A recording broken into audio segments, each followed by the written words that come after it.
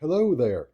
This is the second time I have recorded this review because the first time I kind of felt I gave this book short shrift, and it really deserves the long shrift. So anyway, The Naked Civil Servant, Quentin Crisp. What can I say about Quentin Crisp? I can give you the dreary facts. Um, you know, they were born in 1908 in Surrey, England. They moved to London in the in like the mid 20 in 1920s.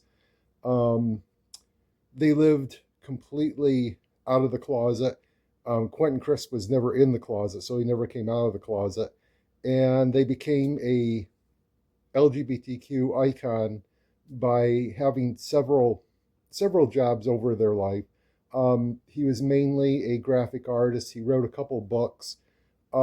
He also, where the name of this book came from, he was a major male model for art students in the during the First and Second World Wars, which is where they created the name of this book because he kind of felt he was like a naked civil servant.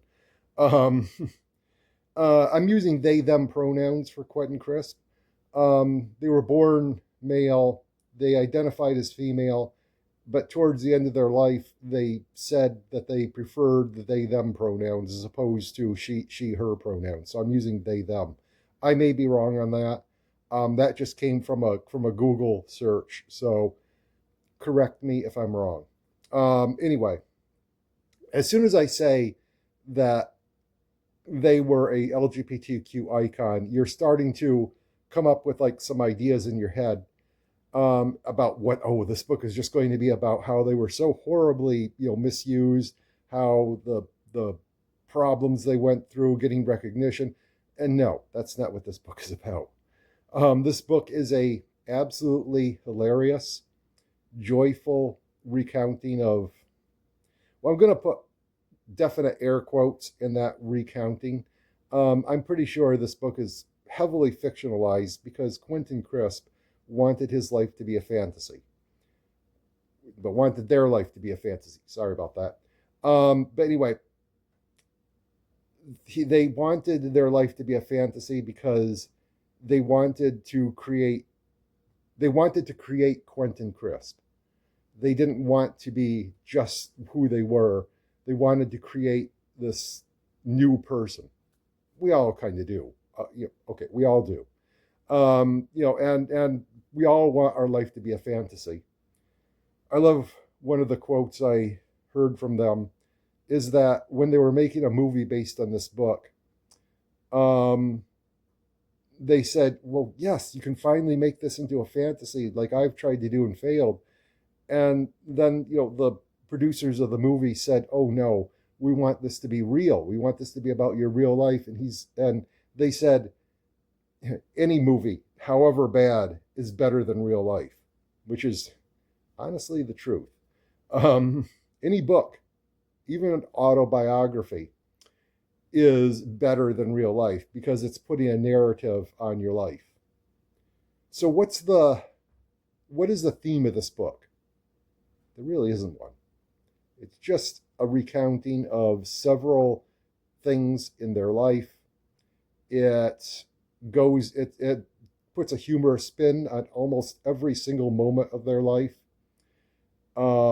It's self-deprecating. It's also deprecating to the society that that was around them at the time. Um, it's just great.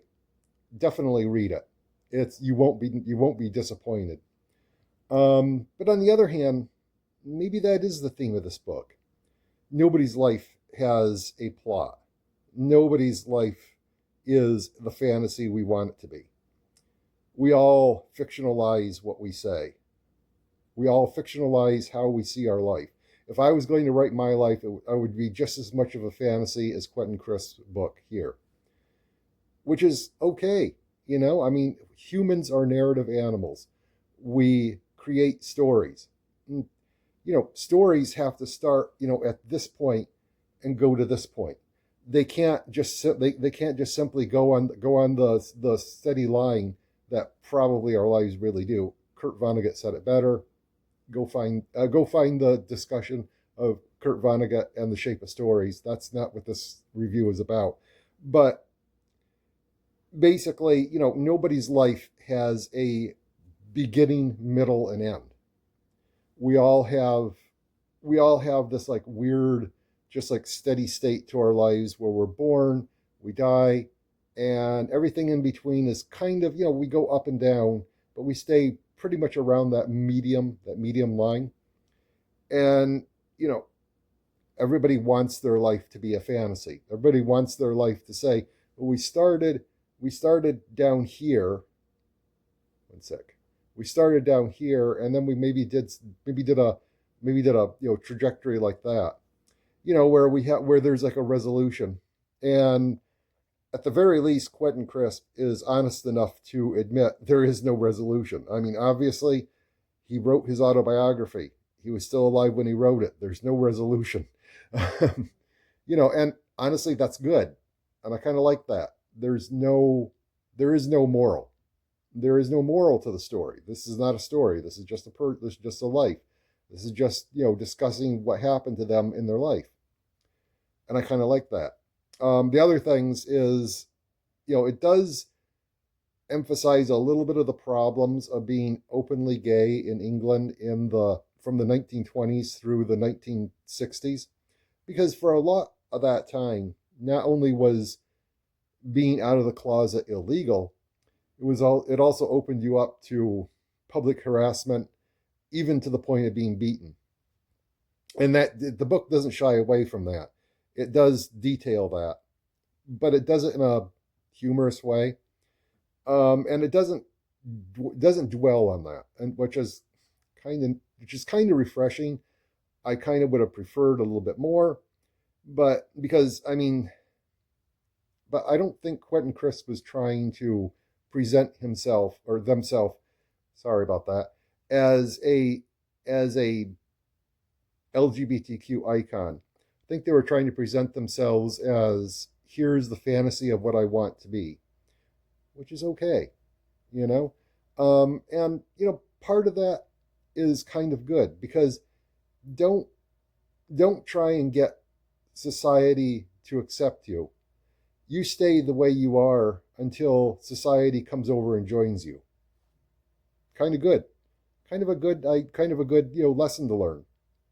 I don't know if that's the lesson that was meant by the book, but that's the lesson I took from it. Anyway, definitely, I love this book. It's well worth reading.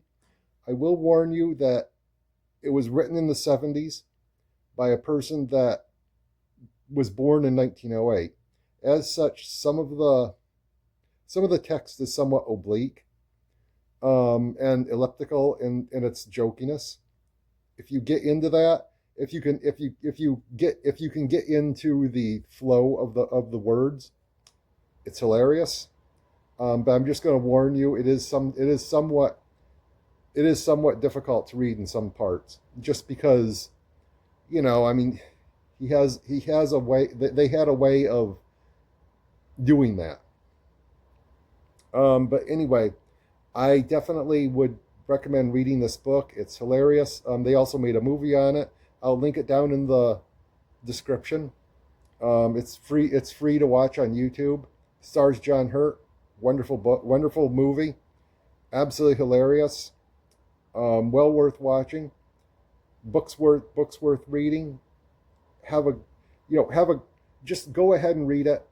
And that's my review. Have a wonderful day. I'll see you again next week. Bye-bye.